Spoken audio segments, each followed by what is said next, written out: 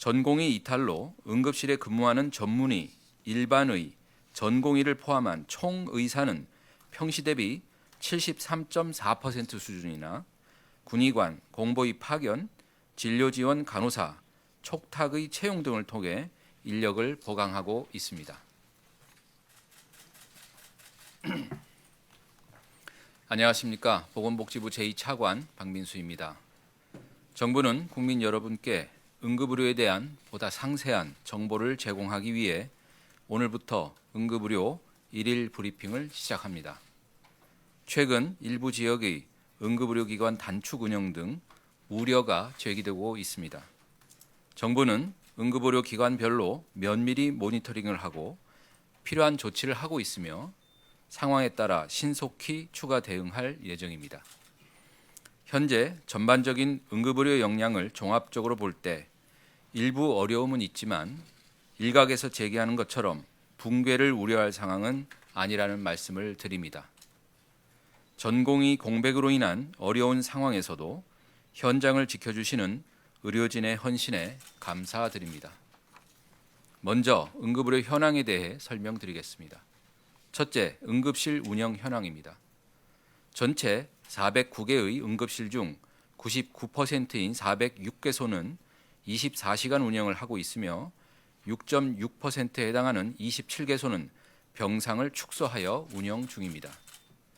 8월 30일 기준 응급의료기관 병상은 5,918개로 평시인 2월 첫째 주 6,069개의 97.5%에 해당합니다. 둘째, 인력 현황입니다.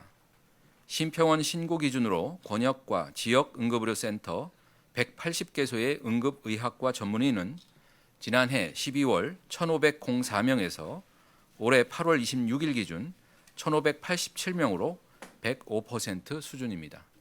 다만 전공의 이탈로 응급실에 근무하는 전문의, 일반의, 전공의를 포함한 총 의사는 평시 대비 73.4% 수준이나 군의관, 공보의 파견, 진료지원 간호사, 촉탁의 채용 등을 통해 인력을 보강하고 있습니다. 최근 일각의 주장처럼 응급실 근무 인원이 절반 이하로 줄었다는 것은 사실이 아닙니다. 전공의 이탈로 응급실에 근무하는 전문의, 일반의, 전공의를 포함한 총 의사는 평시 대비 73.4% 수준이나 군의관, 공보의 파견, 진료지원 간호사, 촉탁의 채용 등을 통해 인력을 보강하고 있습니다. 최근 일각의 주장처럼 응급실 근무 인원이 절반 이하로 줄었다는 것은 사실이 아닙니다.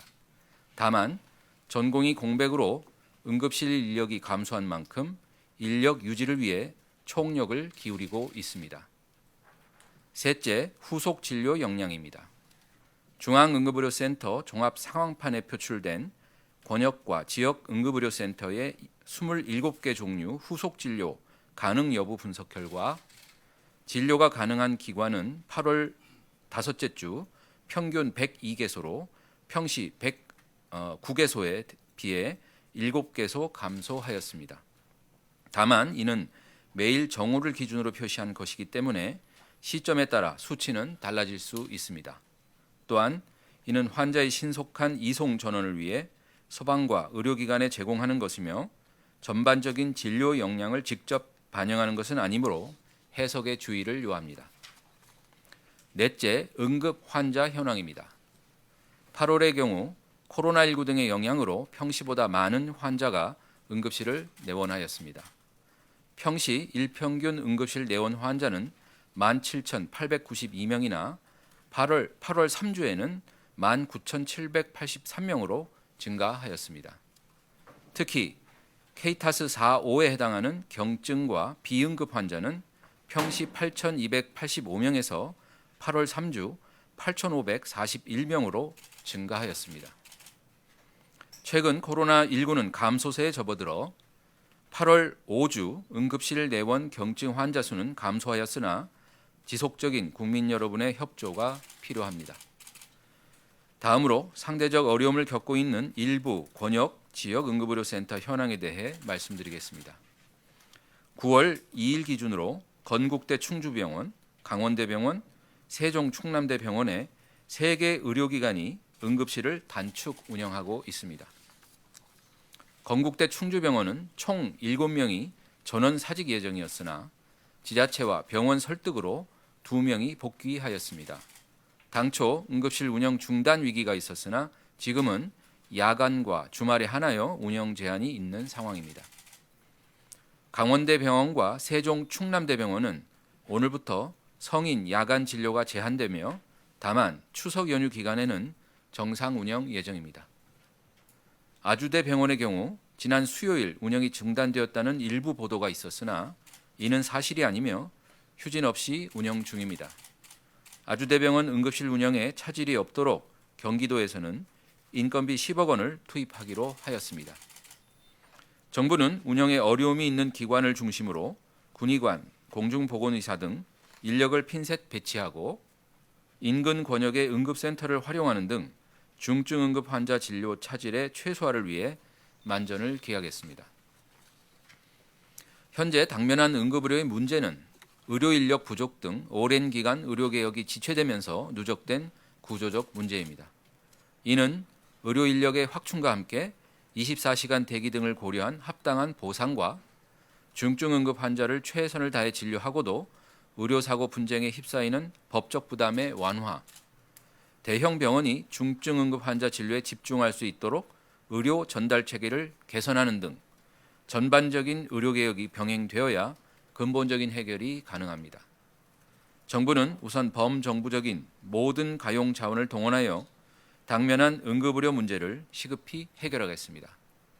지난 8월 7일, 22일, 28일 세 차례에 걸쳐 발표한 응급의료 대책을 차질 없이 이행하겠습니다.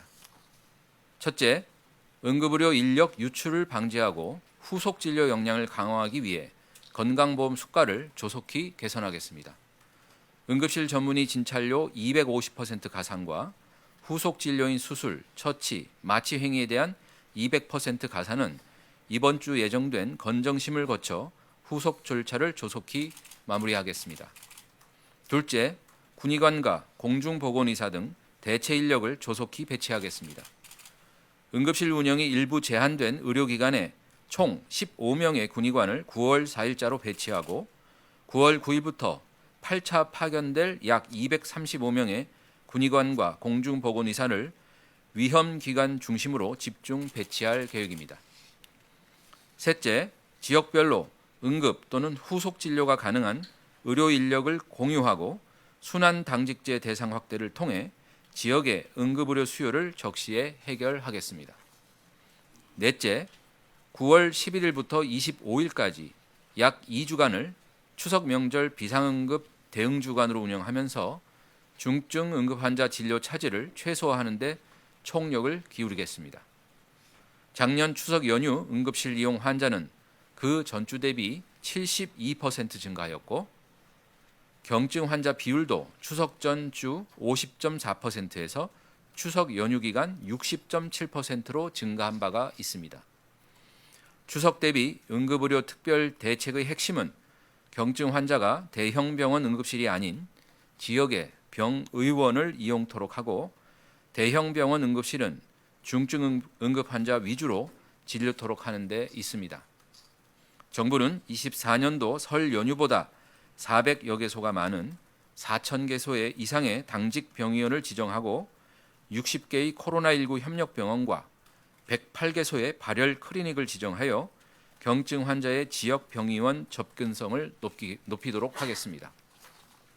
어떤 증상일 때 어떤 의료기관을 이용해야 하는지 안내하고 추석에 이용할 수 있는 병원 정보를 네이버나 다음 등 포털 사이트에 쉽게 확인할 수 있도록 하겠습니다. 궁극적으로 의료개혁 완수에 속도를 내겠습니다. 정부는 지난 금요일 의료개혁 1차 실행 방안을 발표하였습니다. 올해 하반기 중증 수술과 응급 환자의 후속 진료를 위한 수술, 마취 등 수가 800여 개를 대폭 올리고 내년 상반기에는 1,000개까지 핀셋 인상하겠습니다. 상급 종합병원이 중증과 응급 진료에 역량을 집중할 수 있도록 구조 전환도 9월 중에 시행토록 하겠습니다. 의료 인력에 대한 수급축의 기구도 조속히 출범할 수 있도록 9월 중 위원 추천을 시작하겠습니다. 2026학년도 의대 정원은 이미 대학 입시 시행 교육에 반영되었지만 의료계가 합리적인 방안을 제시한다면 열린 자세로 논의가 가능합니다. 국민 여러분, 전공의 공백 등 영향으로 응급실과 후속 진료 역량은 평시 대비 70에서 80% 수준으로 감소하여 어려운 여건에 있습니다. 그간 현장을 지켜주신 의료진과 국민 여러분의 협조 덕분에 비상진료 체계를 유지하여 왔으나 최근에 환자 증가 등으로 어려움이 커지고 있습니다. 정부는 지자체, 의료기관과 최대한 협력하여 지금의 위기를 반드시 극복하겠습니다. 각 병원에서도 응급의료 유지에 최우선을 두고 책임감을 가지고 최선을 다해 주시기를 당부드립니다. 국민 여러분께서도 더 위급하고 중한 환자를 위해 대형 병원 이용을 자제하고 지역의 병의원을 이용해 주실 것을 부탁드립니다. 감사합니다.